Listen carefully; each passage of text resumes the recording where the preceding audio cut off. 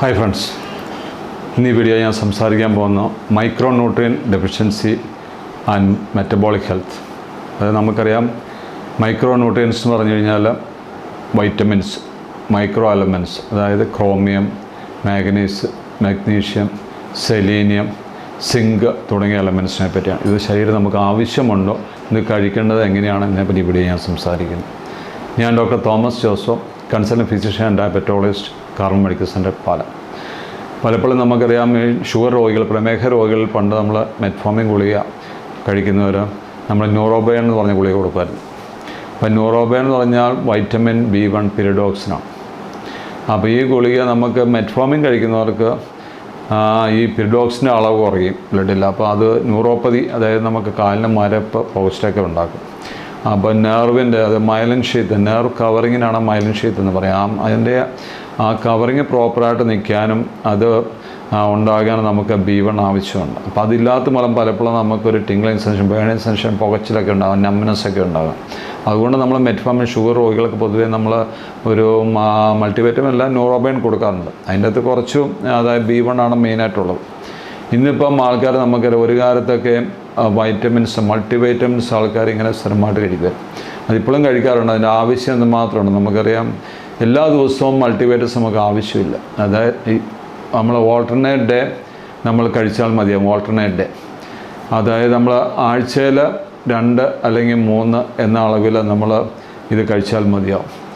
അപ്പോൾ നമ്മൾ vitamin B12 കുറവ് മൂലം നമുക്കറിയാം അനീമിയ വരുന്നവരുണ്ട്. പ്രത്യേകിച്ച് പ്യുവർ വെജിറ്റേറിയൻസ് ആകുമ്പം വൈറ്റമിൻ B12 അവർക്ക് നല്ല രീതിയിൽ കുറവ് വരും. അതിനെ കോമ്പൻസേറ്റ് ചെയ്യാൻ വേണ്ടി നമ്മൾ തൈര്, മോര്, നെയ്യൊക്കെ കൂടുതലായിട്ട് ഉപയോഗിക്കണം. അപ്പം വൈറ്റമിൻ B12 കുറവ് വരുമ്പം നമുക്കറിയാം രക്തക്കുറവ് വരുന്നുണ്ട്, നമുക്ക് വിശപ്പുറവ് വരുന്നുണ്ട്, ക്ഷീണം വരുന്നുണ്ട്. അതുകൂടാതെ നമുക്ക് കാർഡിയക് ഹെൽത്ത്, അല്ലെങ്കിൽ ഇതേപോലെ ഡയബറ്റീസുമായിട്ട് ബന്ധപ്പെട്ട കൺട്രോള്, ഇതെല്ലാം നമുക്ക് പ്രോപ്പറായിട്ട് ചെയ്യുന്നതിന് തടസ്സം ഉണ്ടാക്കുന്നുണ്ട്.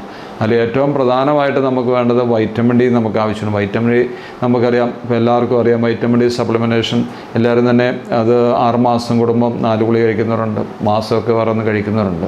അപ്പം വൈറ്റമിൻ Dയും ഇതെല്ലാം ഓവറായിട്ട് ആവശ്യമില്ല, കാരണം ഇത് റെഗുലറായിട്ട് നമുക്ക് ചെറിയ അളവിൽ ആവശ്യമുണ്ട്. പലപ്പോഴും സിങ്ക് നമുക്ക് സ്കിന്നിൻ്റെയൊക്കെ നല്ല ഒരു തിളക്കത്തിനും സ്കിന്നിന് നോർമലായിട്ട് ടെക്സ്ചർ വരാനൊക്കെയാണ് സിങ്ക് നമുക്ക് ആവശ്യമുണ്ട്. അപ്പം വൈറ്റമിൻ D ആവശ്യമുണ്ട്, സിങ്ക് ആവശ്യമുണ്ട്, അതേപോലെ മാഗ്നീസ്, സെലീനിയം, കോപ്പർ, ഇതെല്ലാം ചെറിയ അളവിൽ ആവശ്യമുണ്ട്. അപ്പം കൂടുതലായിട്ടും B12 പറ്റി ഞാൻ പറഞ്ഞത്. B12 നമുക്ക് പറയുന്ന പോലെ നമുക്കറിയാം ഹൈപ്പർ ഹോമോസിസ്റ്റനീമിയ, അതായത് ഹോമോസിസ്റ്റീൻ എന്ന് പറഞ്ഞാൽ ബ്ലഡ് കട്ടപിടിക്കുന്ന ഒരു ഘടകം കൂടുന്നു, ഇൻസുലിൻ റെസിസ്റ്റൻസ് കൂടുന്നു, അപ്പോൾ ഷുഗർ കൺട്രോളിലായി മാറുന്നു, കാർഡിയക് റിസ്ക് കൂടുന്നു, അറ്റാക്കിനും ബ്ലോക്കിനൊക്കെ ചാൻസ് കൂടുന്നു. അപ്പം ത്രോംബോട്ടിക്, ഇൻക്രീസ് ത്രോംബോസിസ്, അതായത് ബ്ലഡ് കട്ടപിടിക്കാനുള്ള കണ്ടീഷൻസിലേക്ക് B12 കുറവ് മൂലം വരാം. ഫോളിക് ആസിഡ് അതേപോലെ പ്രധാന ഒരു ഘടകമാണ്. പലപ്പോഴും നമ്മൾ ഹൈപ്പർ ഹോമോസിസ്റ്റം കൂടുമ്പോൾ നമ്മൾ ഫോളിക് ആസിഡ് കൊടുക്കാറുണ്ട് അവർക്ക് ഇത് കുറയാൻ വേണ്ടി. അപ്പം നമ്മൾ ഹോമോസിസ്റ്റം ഉണ്ടാകുന്ന കുറയും, അങ്ങനെ ബ്ലഡ് കട്ടപിടിക്കാനുള്ള സാധ്യത കുറയും. അതായത് ചില ഫാമിലീസ് സ്ട്രോക്ക് ചെറുപ്രായത്തിൽ തന്നെ വരും, യങ് സ്ട്രോക്ക് എന്ന് പറയും. അപ്പോൾ നമ്മൾ അതിനെപ്പറ്റി പഠിക്കുമ്പോൾ അവർക്ക് ഹോമോസിസ്റ്റം കൂടുതലായിരിക്കും, കൊളസ്ട്രോൾ കൂടുതലായിരിക്കും. അപ്പോൾ ഇങ്ങനെ പല ഫാക്ടേഴ്സും കൂടുതലായിട്ട്. അപ്പം ചില മൈക്രോന്യൂട്രിയൻസ് നമ്മൾ സപ്ലിമെൻറ്റ് മൂലം ഇതിനെ നമുക്കൊരു സന്തുലിതാവസ്ഥയില്ല, ഇതിനെ കുറച്ച് നിർത്താനും അപ്പം കാർഡിയക് റിസ്ക് കുറയ്ക്കാനും നമുക്ക് സാധിക്കും. അതുകൊണ്ട് നമ്മൾ ഡോക്ടറുടെ നിർദ്ദേശപ്രകാരം മൾട്ടിവൈറ്റമിൻസ് കഴിക്കാം, B12 കഴിക്കാം, അല്ലെങ്കിൽ ന്യൂറോബയൻ പോലത്തെ B1 പോലത്തെ മരുന്നുകൾ കഴിക്കാം. പിന്നെ നമുക്കറിയാം B7 ആണ് മുടിക്ക് സഹായിക്കുന്നത്, ബയോട്ടിൻ എന്ന് പറയും. അപ്പം hair nourishment, hair growth, hair ഫോളൊക്കെ തടയുന്നു.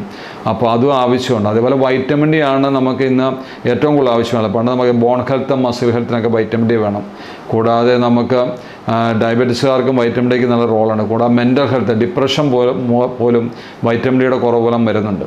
അപ്പം ഇപ്പോൾ സൂയിസൈഡൊക്കെ നമ്മൾ അതിനെപ്പറ്റി പഠനം നടത്തുമ്പോൾ മനസ്സിലാവും, ഈ ഡിപ്രഷൻ്റെ കാരണക്കാരായിട്ടുള്ള വൈറ്റമിൻ 75% ആൾക്കാർ, വൈറ്റമിൻ D ഡെഫിഷ്യൻസി ഉള്ള 75% ആൾക്കാർക്ക് ഡിപ്രഷനുള്ള പഠനങ്ങൾ തെളിയിച്ചിട്ടുണ്ട്. അതുകൊണ്ട് വൈറ്റമിൻ D, അല്ലെങ്കിൽ മാഗ്നീസ്, സെലീനിയം, കോപ്പർ, സിങ്ക്, B12 തുടങ്ങിയ മൈക്രോ ന്യൂട്രിയൻസ് നമ്മൾ കൊടുത്ത മെറ്റബോളിക് ഹെൽത്ത്, ഇതെല്ലാം ഹിഡൻ ഹങ്ങർ എന്ന് പറയും. ഇതിൻ്റെ കുറവ് മൂലം നമ്മൾ നോർമലായിട്ട് കാർബോഹൈഡ്രേറ്റ്, ഫാറ്റ്, പ്രോട്ടീൻ നമ്മൾ കഴിക്കുന്നുണ്ട്. ഈ മൈക്രോ ന്യൂട്രിയൻസ് കുറവ് മൂലം നമുക്ക് ഹിഡൻ ഹങ്ങർ മൂലം നമുക്ക് പല അസുഖങ്ങളും കാരണക്കാരാണ്. പ്രത്യേകിച്ച് ഡയബറ്റിക് രോഗികൾ കാർഡിയക് റിസ്ക് കൂടുന്നു, ബ്ലോക്കും സ്ട്രോക്കൊക്കെ വരാൻ ചാൻസ് കൂടുന്നുണ്ട്. അതുകൊണ്ട് ഡോക്ടറുടെ നിർദ്ദേശപ്രകാരം വേണ്ട അളവിൽ ഇത് കൃത്യതയിൽ കഴിക്കുകയാണെങ്കിൽ നമുക്ക് അറ്റാക്ക് വരുന്നതും തടയുന്നതും കിഡ്നി പ്രൊട്ടക്ഷനും തലച്ചോറിനൊക്കെ ആയിട്ട് സ്ട്രോക്ക് വരുന്നതൊക്കെ തടയാൻ നമുക്ക് സാധിക്കും. Thank you.